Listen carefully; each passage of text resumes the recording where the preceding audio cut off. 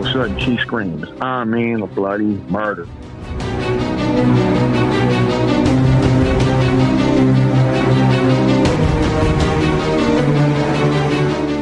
Whatever it was huge, it was big, it was massive.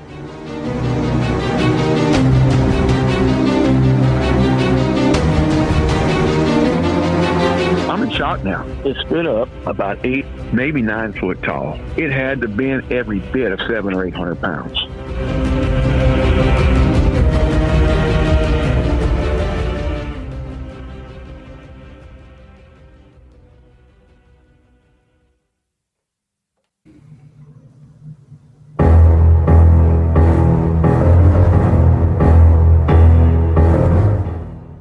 This is the Cryptid Creatures Podcast. I am Brian, and with me, as always, is my co-host Todd. What's up, buddy?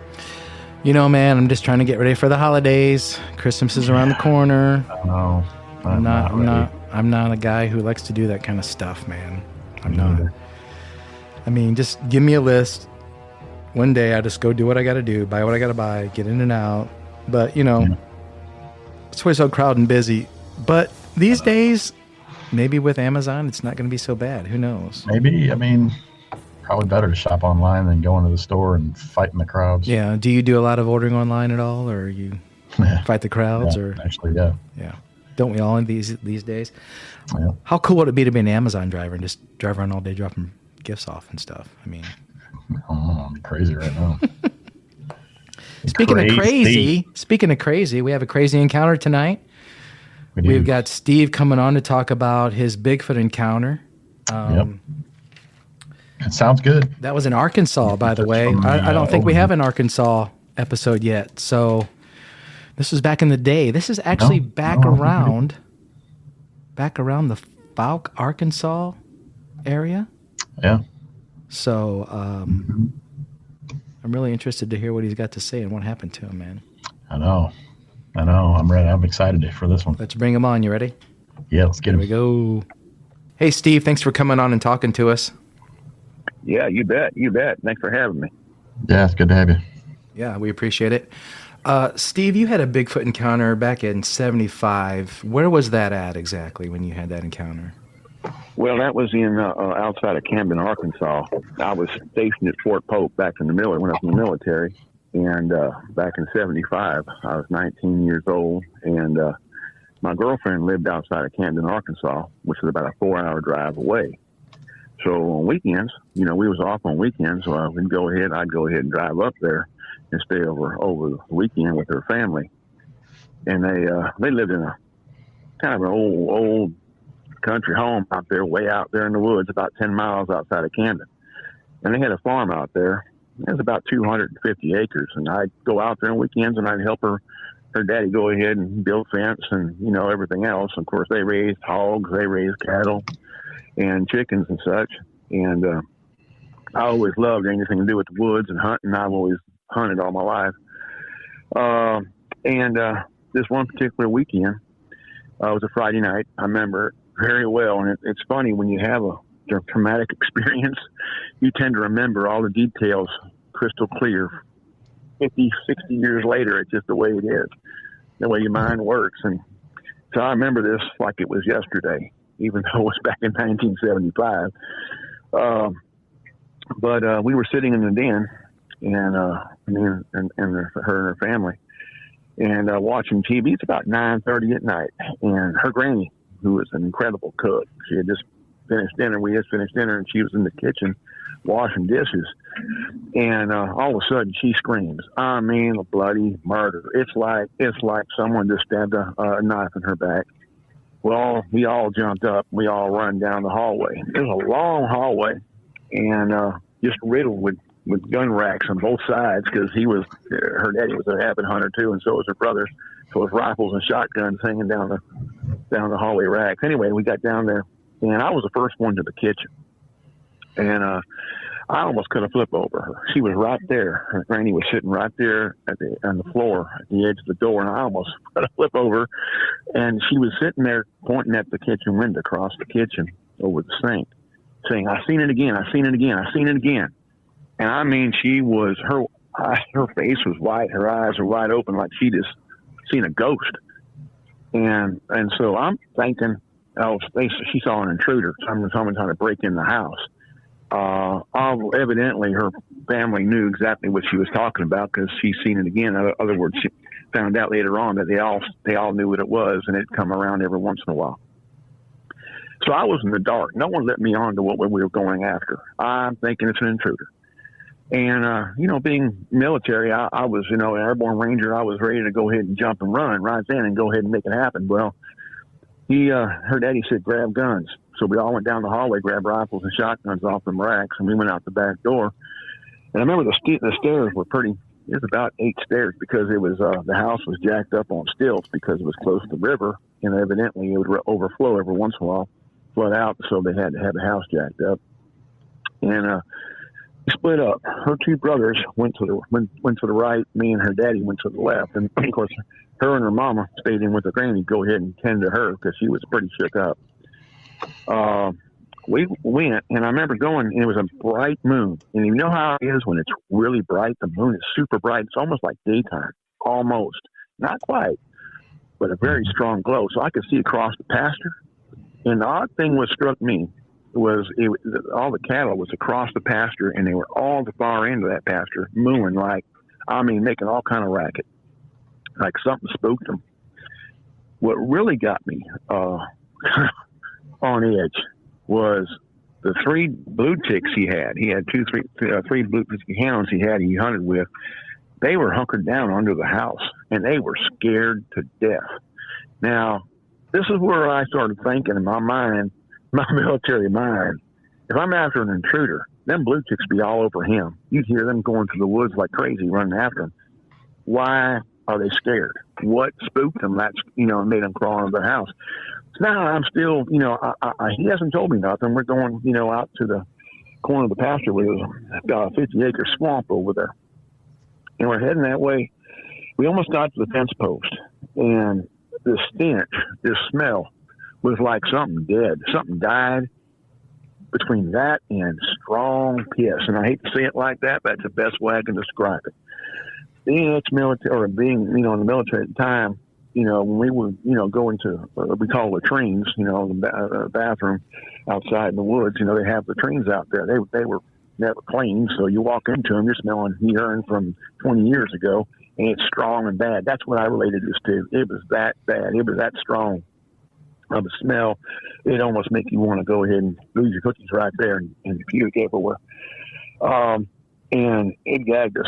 Anyway, we kept walking towards that fence post. We weren't 25, 30 foot away from that thicket right there in the swamp. And we jumped something up. Now, I'm used to jumping up deer when I hunt. And this was no deer. Whatever it was huge. It was big. It was massive, and it weighed. It sounded like a 2,000-pound rhino just going ahead and coming live, son. It tore through that. I mean, it went ahead and made a racket. It was ripping limbs, breaking. It was just crazy sound. And then all of a sudden, we both seen it. This thing clear the fence. When I say clear, you ever seen a deer jump a fence at standstill? They'll do it. They have very strong hind legs, like a rabbit. It just jumped and cleared that fence. That's 5 foot off the ground. Now, I helped them build that fence a few months earlier, and that's 4 foot cattle panel with a stretch of barbed wire over it. So it's about 5 foot off the ground. And this critter, it cleared that thing at jump start, son, like a track star.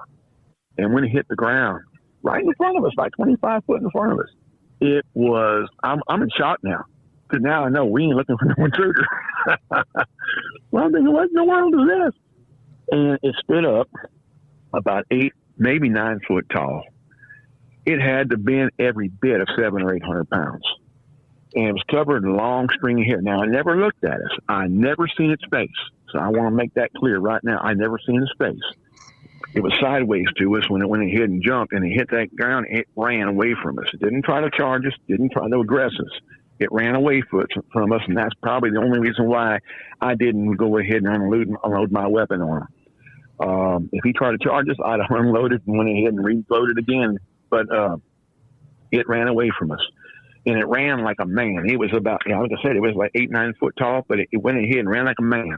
The arm swing on this thing was unbelievable, and the foot, how its leg spread. I mean, as it ran, must have been 5 or 6 foot, and it ran away from us going to their end of the pasture. And in the moonlight, you can see it. Now, I couldn't tell because the moon was bright, but I couldn't tell if it was black or brown hair. All I know is darker hair. But it was black or brown or mixed, and it was long and shaggy. And as it ran, you can see it just bounce all over its body. But it made it. And in my mind, I want you to understand. In my mind, I'm thinking, is this a bear? Because I've seen many bears, and before this was no bear. This thing here had broad shoulders, like a man, like a bodybuilder. And it stood upright, and it ran like a man. Now, I'll tell you right now, I've seen grizzlies, I've seen black bear, I've seen sugar bears, I've seen bears walk, I've seen bears run. I've never seen a bear. A bear can't run like that. It just can't. Its leg structure and hip structure won't allow it.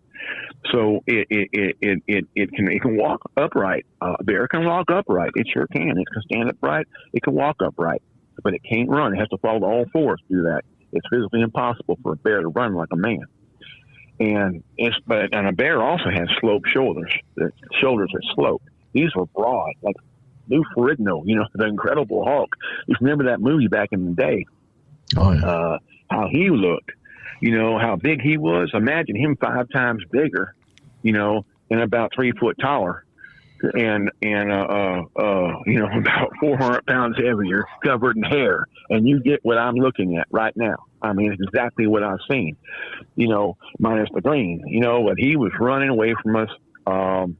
Like I said, I was shocked, and of course, her daddy had a flashlight. He was so nervous.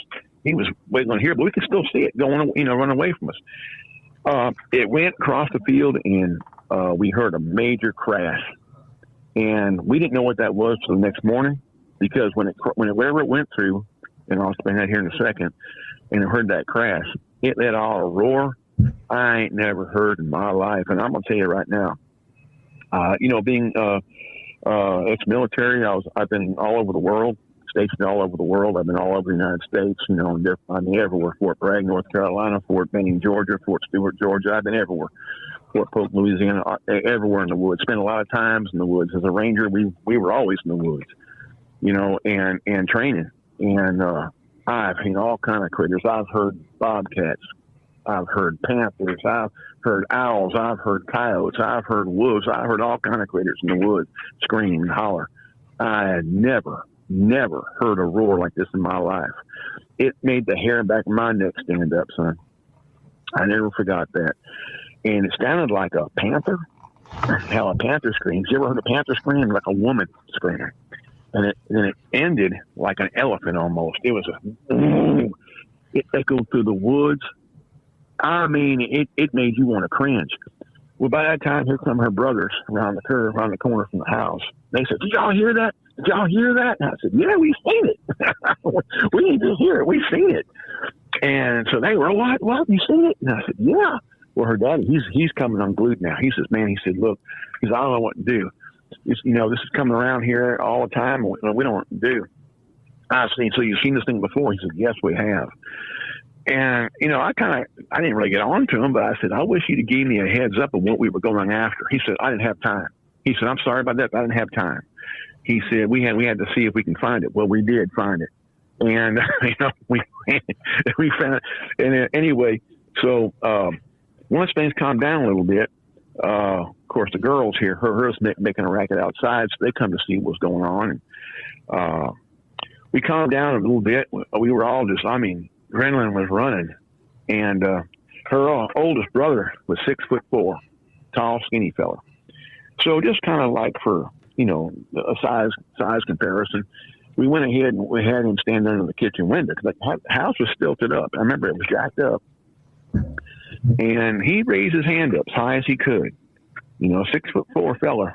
He raised his hands up. His fingertips were probably about 7 foot in the air, at the tip of his fingers.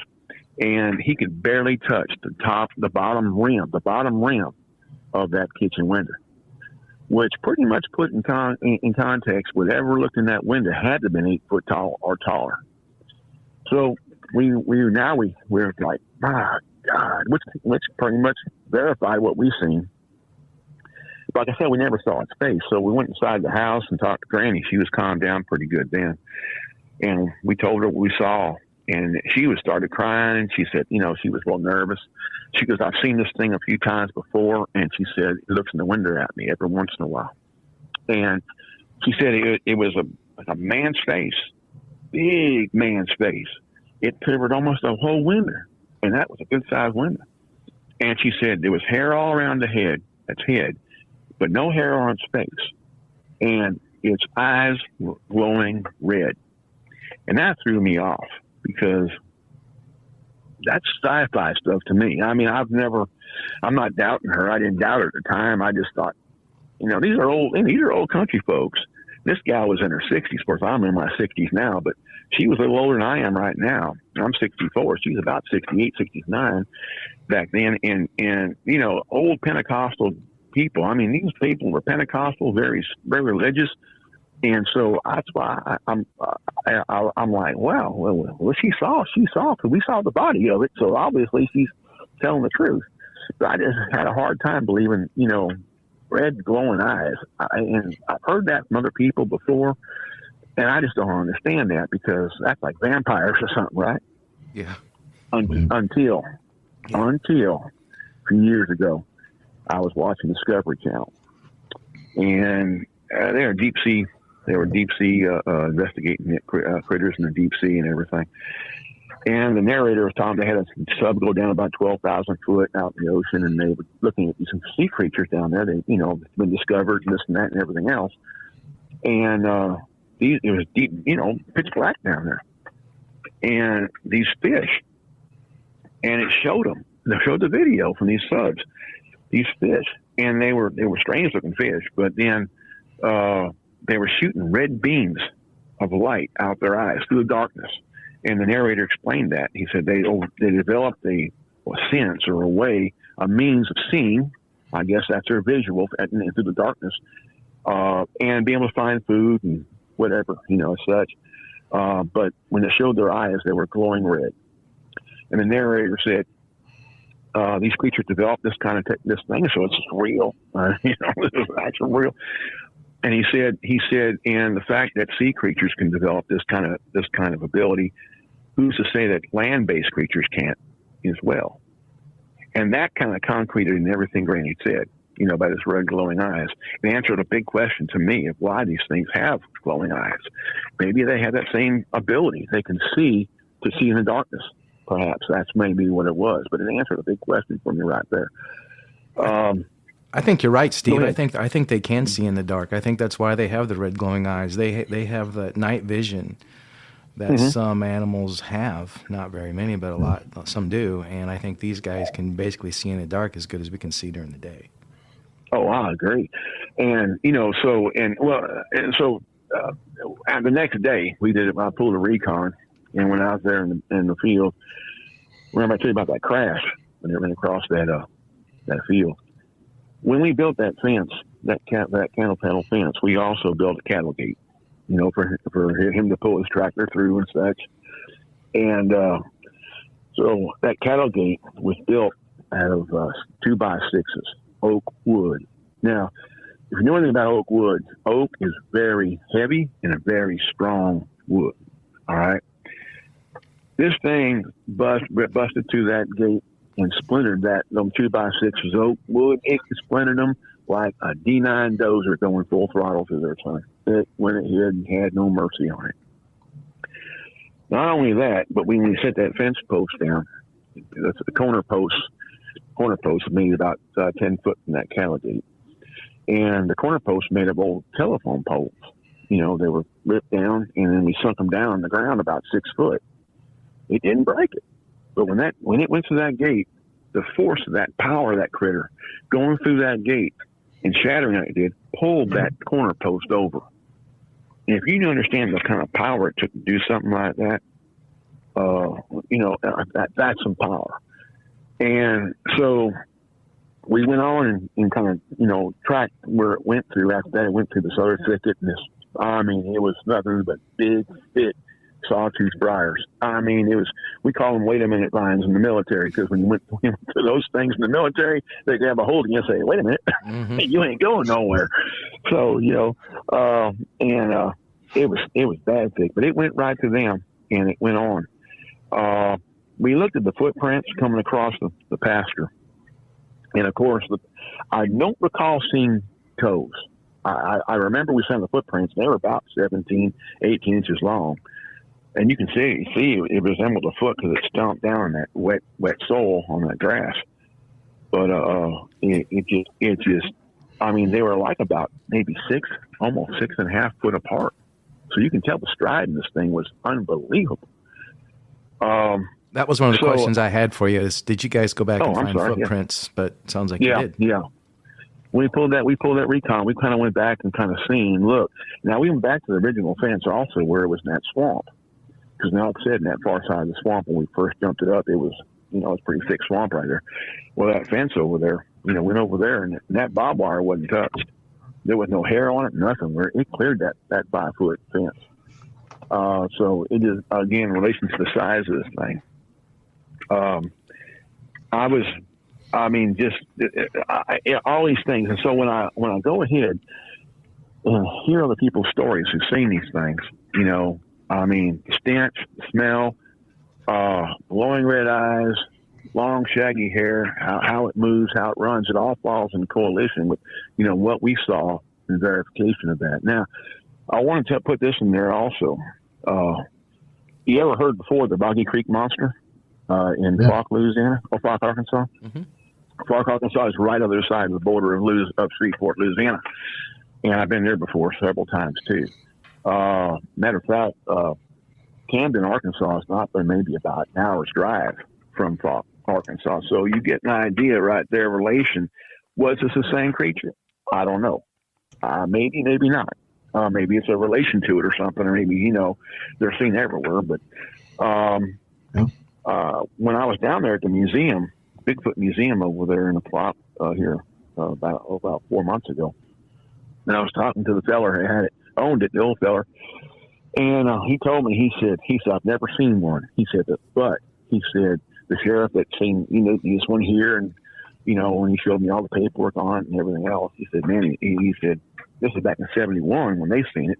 Well, I seen this one in 75, a few years later. But he said that he had a recording of one. He was out in the woods, and he said he got a recording of it. And he said, you want to hear it? And I said, well, sure. And I heard that. And let me tell you something. This is just 4 months ago. And 46 years later, son, the hair in the back of my neck stood up again. It was exactly the same scream as I heard. Wow. And I had chills. And I told him my story, and he said, oh, we need to put this around here. I said, well, I said, look, I didn't talk about it a whole lot because the family I stayed with over there, my girlfriend's family, they asked me, please don't talk about it because this is something that they didn't want to get laughed at, back in the 70s, you mentioned something like this, people laugh at you, think you're crazy. And they had a standing in the community, they didn't want to go ahead and ruin that. So they didn't want to talk about it. I respected that. So when I went back to compound, back to post, I never talked about it, and until recently. And the first time I did talk about it, of course, being married and my wife here back in 84, I stayed here in Louisiana. I'm originally from Southern California. And, but I've been out here forever. What part of California are you from? From Canoga Park, California, San Fernando Valley. Okay. And I was born and raised out there. And, of course, when I was in the military, Uncle Sam decided to send me everywhere else. And I ended up settling here in Louisiana after I came. I love Louisiana. I fell in love with it when I was stationed here at Fort Polk. So when I came back from overseas, out of the military, I went ahead and stayed here and met my wife. And in 84, we got married. And we moved right here on this hill in the middle of the woods where we are right now. I've been here ever since. And but anyway, her uncle, we hunted together for years. And this old feller, he knew these woods really well. Well, so one day I said, Uncle Lewis, how about we go ahead and hunt over here, Anacoca Swamp. And He said, "Oh no, I don't go there. You want to go there, you go by yourself, but I ain't going there." And I thought, well, it is kind of rough terrain. I said, and he said, "No, it ain't that." He said, "I've seen something there that scared the hell out of me, and I ain't never going back." And so I kind of got curious, and I said, "You don't mind telling me?" He said, "I want to talk about it." I didn't question it, old man. But later on that day, we sat down and had coffee on the porch, and he opened up. How old were you when he told you this? Long after my experience. Okay. This is back about, let me see, Lewis passed away about 8 years ago, so this is about 13, 14 years ago. Okay. Him and a good friend of his named Milton Hickenbottom, who I know very well. He's passed away now, too, but his sons are very good friends of mine. We've hunted together for years. And both of them was out there on Anacoca Swamp. Now, when he was out there, when this experience happened for them, this happened back in the 50s. And that's how bad it scared that old man. He wouldn't go back there since then, and Milton either. But anyway, they was out there, and they were squirrel hunting. And across the creek, they went ahead and seen something standing up pretty tall, covered in hair, looking at him and roaring. And he said, "Look, a man in long black hair, tall, big man, roaring at him from a sandbar." And he was reached up and grabbed a hold of a limb coming off the bluff. So it turned around and it walked off, and it stepped up on the bluff and walked off, he said. And they waited a few minutes. And him and Milton crossed that creek, went down and kind of see, and they said the footprints were huge in that sand. But it stepped up on that bluff. That bluff was about 6 foot in the air. So he said it had to have been a monster of a fella to go ahead and step up like that, And looking at the limb to come off that bluff, he said it was up about 12 foot in the air. So that thing had to have been 10 foot tall to reach up and grab that limb. So it just scared the fire out of him. I mean, when it roared at him and that kind of thing, when they seen it, that scared them, both of them fellas so bad they never went back there again. And I know, so I kind of asked, Brian and Ricky, Milton's sons, when we were hunting together about it, and they said, "Yeah, Daddy talked about that, and he never went back there since then." And I said, "Well, Lewis, the same way." And so we never hunted over there. We never. I've gone there a few times without them, but I've never seen anything over there. And I live out in the woods here in Louisiana. I live on a hill, and there's 5 miles through the swamp out my back door to the next house. So I hunt all through here. I've never seen a Bigfoot out here. Now, he has, and of course my brother-in-law has too, not too far from here. And there's been a lot of sightings around Sabine, which is not far from here. So, but I've never seen one out here. I figured I would, much as I'm in the woods, but I never have. But my experience happened in Arkansas. But I'm here to tell you, and I've told folks this. I said, look, you can believe it, you cannot believe it, but I'm going to tell you this right now. Something's out there. There's something out there. It's big, it's powerful, and it's living, and it's real. Now, you can call it Bigfoot, you can call it Sasquatch, you can call it a clown, whatever you want to call it.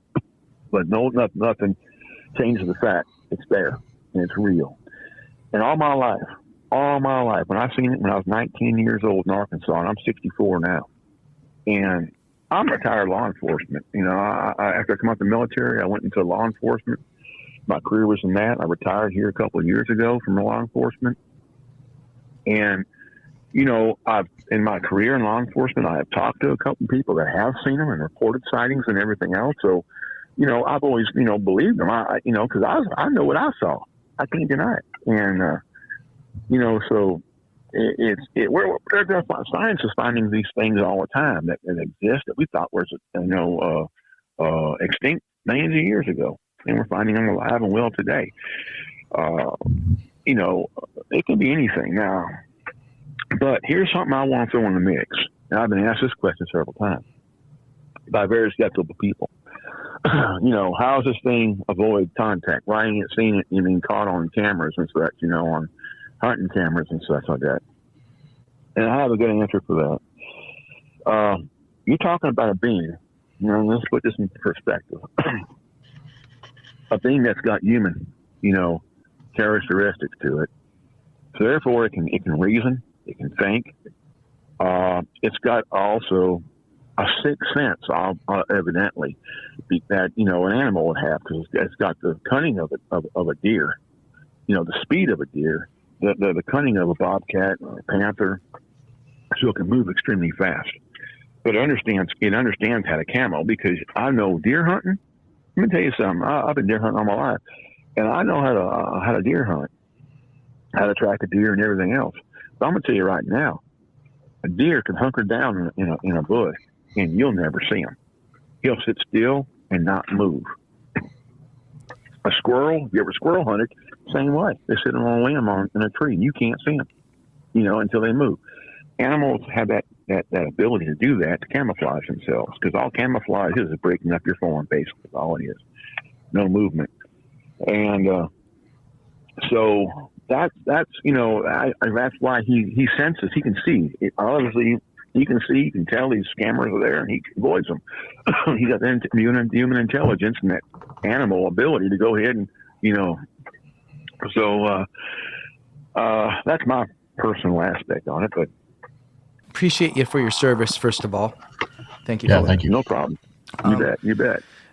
You said you saw this thing in 75, and you're near Falk, Arkansas. You are. I'm looking on a map here where you're talking about where you saw this thing. That movie was filmed in 72. I'm not sure when the incidences actually happened, if they were 60s or right at 1970 or what, but it's a pretty good possibility. He told me 71, yeah. Okay. Yeah. So it's a really good possibility you saw the same creature or a relative of the same creature. Yeah. Do you think? I figured as close as I was to it, but yeah, we weren't that far down the road from where Falk is. And so, and talking to different people that, have seen them. And like I say, there's something, it's here. It's alive. It's well, it's been here for a long time.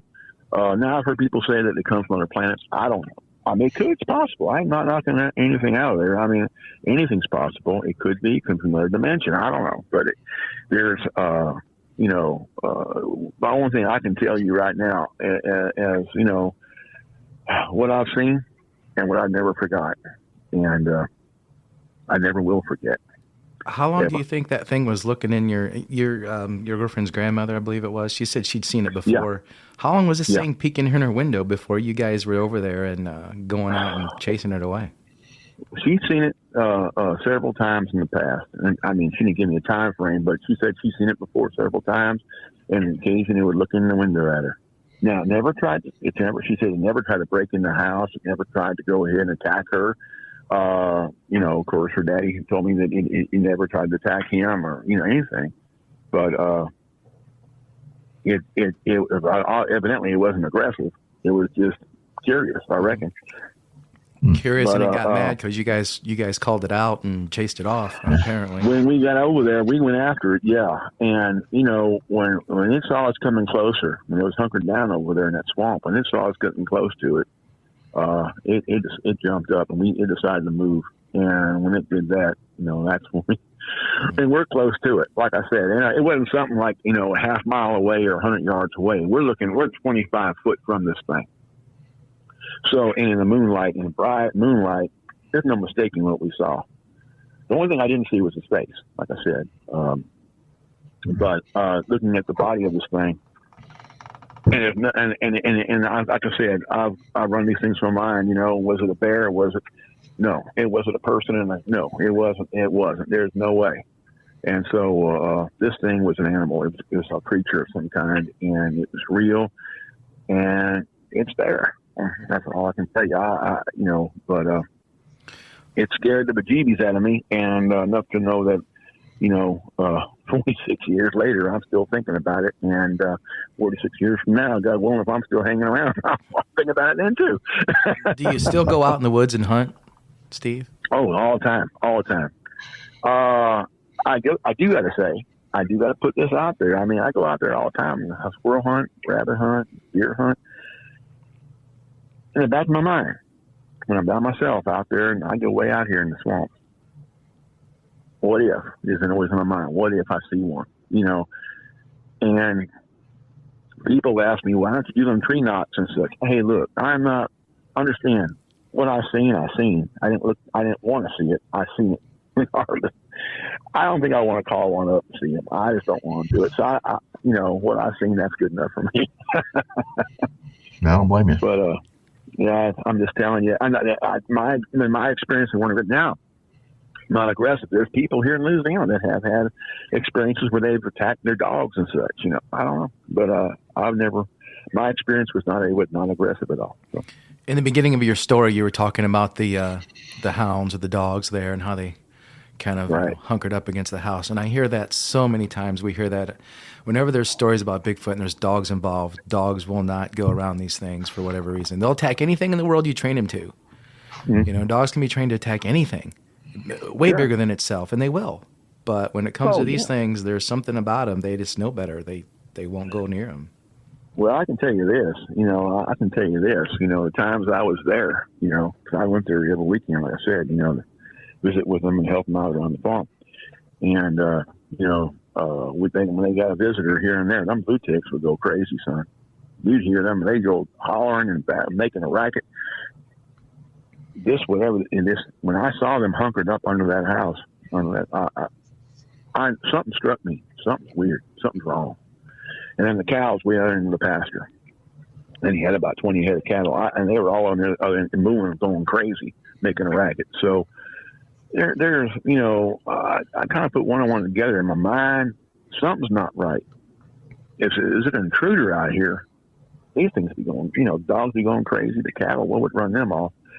So I'm trying to go ahead and get a gist of what's happening. When we hit that smell and everything else, and that thing jumped up, of course, the world came alive real quick, and we got our answer what we were looking at. Yeah, you did. There was no feller, so that's when I understood why a lot of dogs I'd be hunkering under that place too. Right. But well, you talk about how her family too was, religious, Pentecostal, so to speak, and knowing a little bit about that myself, being raised that way. If those people tell you they saw something, they're not making it up.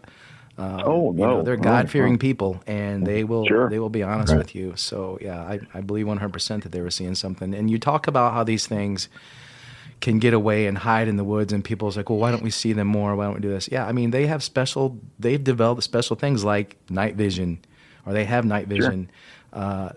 They live in the woods, deep in the woods. They know their environment. We don't. As humans, we're not, unless you spend all your time in the woods, you're not used to hearing a different sound and knowing that's something new. I got to get out of here. I got to back up. Or I got to go hide. These things know that. Right. They know when you're in the woods. Mm-hmm. Yeah. Well, if you look at this, I understand this thing's half human, half animal. So it has the best of both worlds. It has the reasoning, the thinking, the ability and intelligence of a human, and it has the speed, the ability to hide of an animal. So, and the third, understand that sixth sense.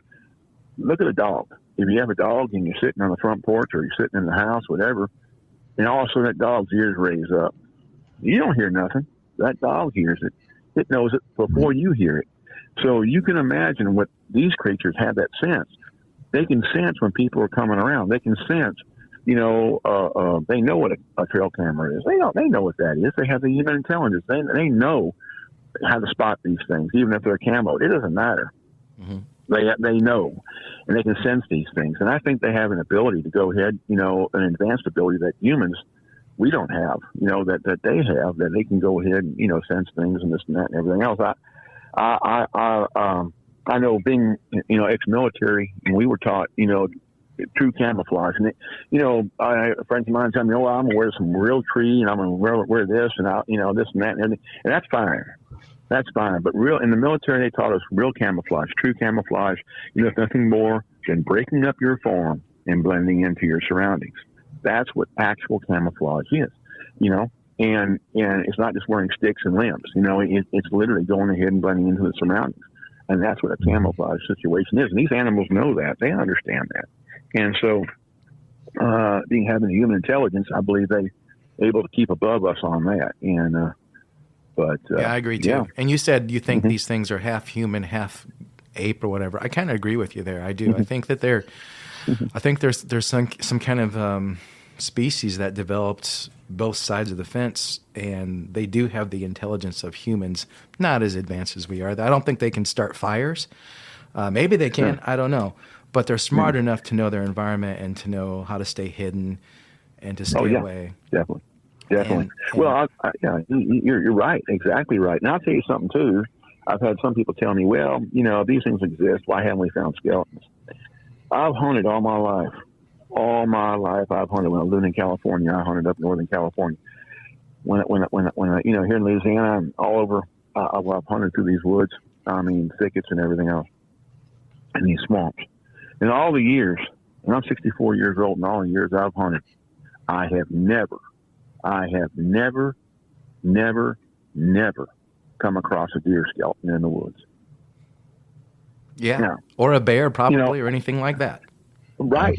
So I mean, people say, well, how can we ain't found the Bigfoot skeleton? How can we ain't found a deer skeleton? How can we ain't found it? Exactly right. And so, I mean, you find a cow skull every once in a while and cow bones, that's it.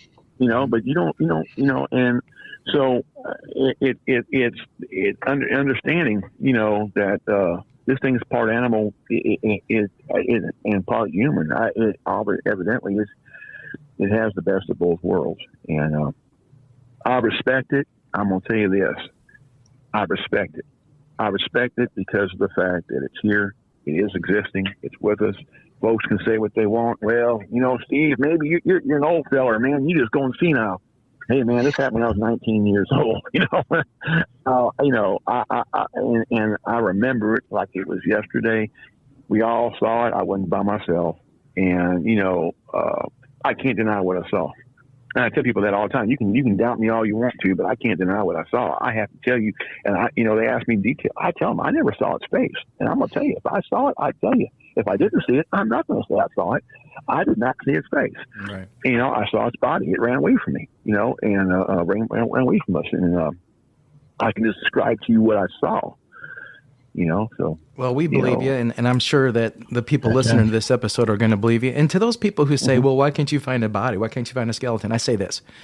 Go out in the woods and find me a bear skeleton and bring it back to me. And then I'll let you say that, hey, maybe these things aren't real. Find me any part of a bear skeleton that you can. And they know that bears are abundant out there. Go find a bear skeleton. That's it. Sure.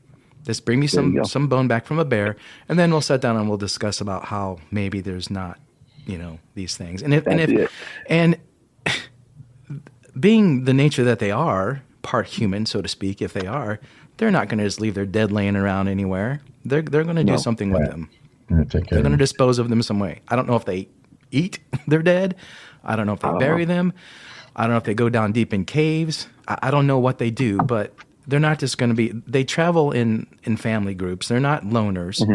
Right. When there's one around, there's probably another one around too.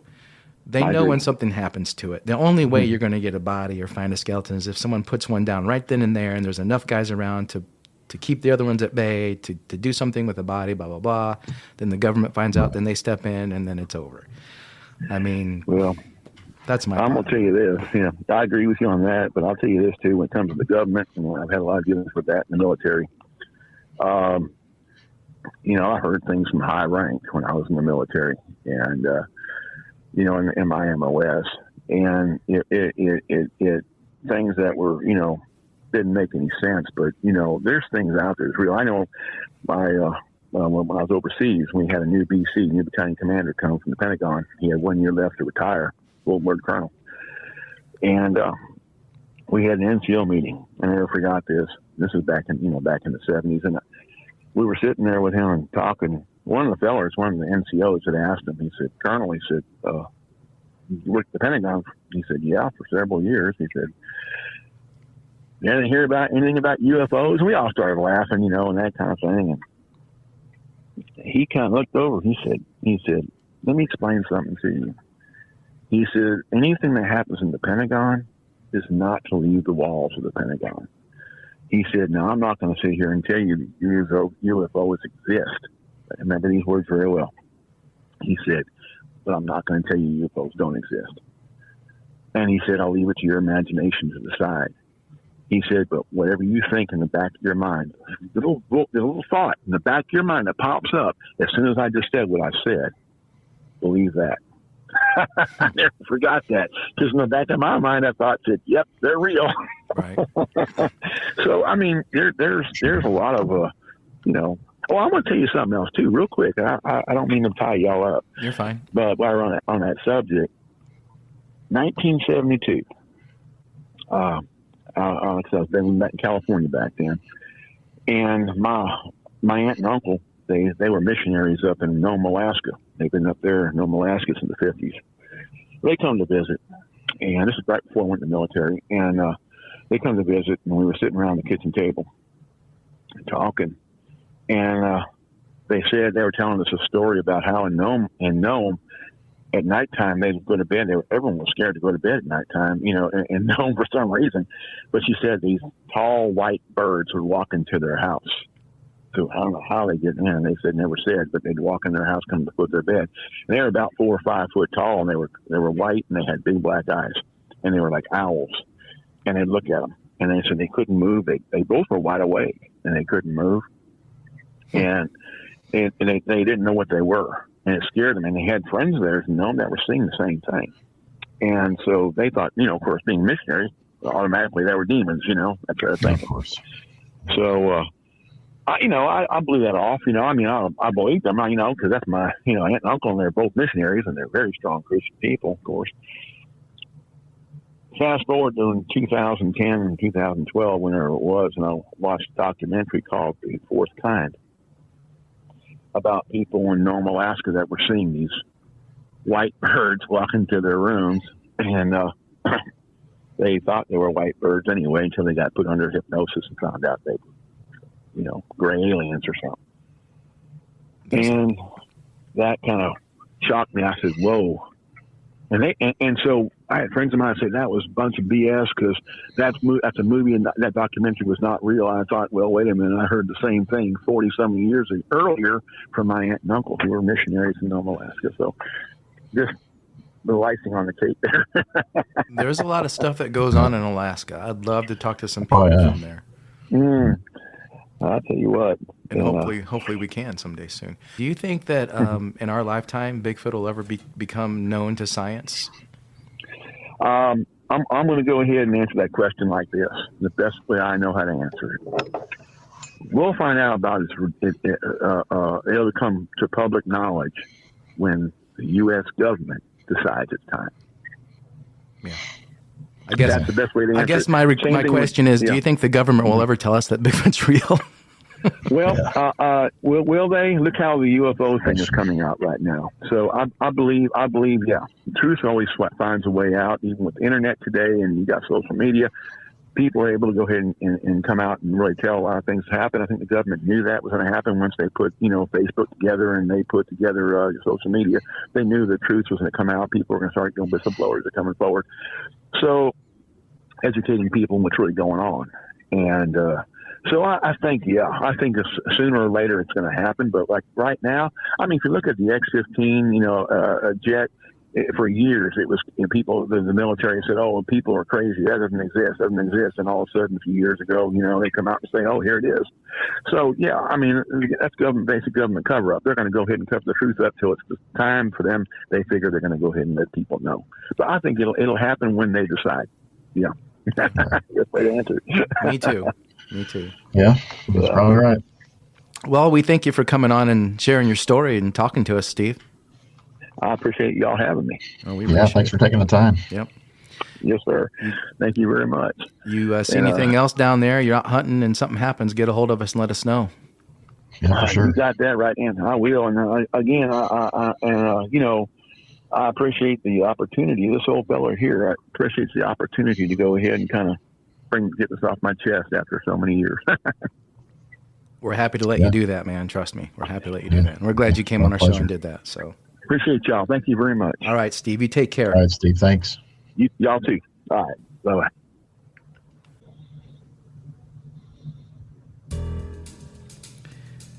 So what do you think? You think that was possible? That thing could have been related to the creature they talked about in the movie, or what? Yeah.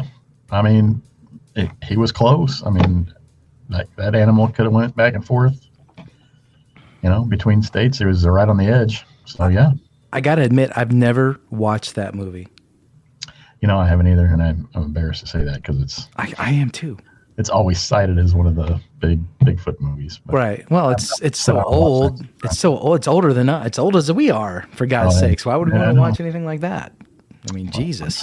I don't like looking at myself in the mirror every day, let alone. I know. I don't like 51. I don't know what I'm looking at. Oh, crap. Yeah. I tell you what, I just keep loving these guys coming on and telling their stories and listening to this stuff. I know, and they're so good. One thing that when we got started with this, man, it was just like, I just want to hear people talk about their encounters, and that's the cool part of this. Hear the reaction, hear the inflection in their voice. Yeah, absolutely. And him being law enforcement and military, I mean, there's credibility there. You've got to admit. So, and I know that we don't always video these things, but we can see them most of the time, and their facial expressions and everything are real. Right. A lot of people want to come on. They're reluctant to talk about it. They definitely don't want to be videoed, and that's fine. We get that. We're happy just to hear their stories. Oh, heck yeah. And spread it out there. Yeah, and we'll even, if you guys don't want to come on, if you don't want to talk, if you're afraid to talk on a recording or on the air, send it to us in writing. We'll read it. I mean, we'll omit your name if you want us to, or just tell us what you want us to do. Yeah, we want to get your stories out there if you want to be heard one way or the other. So, email us at info@cryptidcreatures.co. Get a hold of us on Facebook or Twitter or YouTube. Instagram. We are Cryptid Creatures, as you know, as you're listening to. So just reach out to us. We're out there. So feel free to get in touch and let us know, guys. Brian, as always, man, great hanging out. It's a pleasure, man. Heck yeah. Always fun. You have a good one, man, and we'll talk soon. We'll talk next time. Yep. See ya.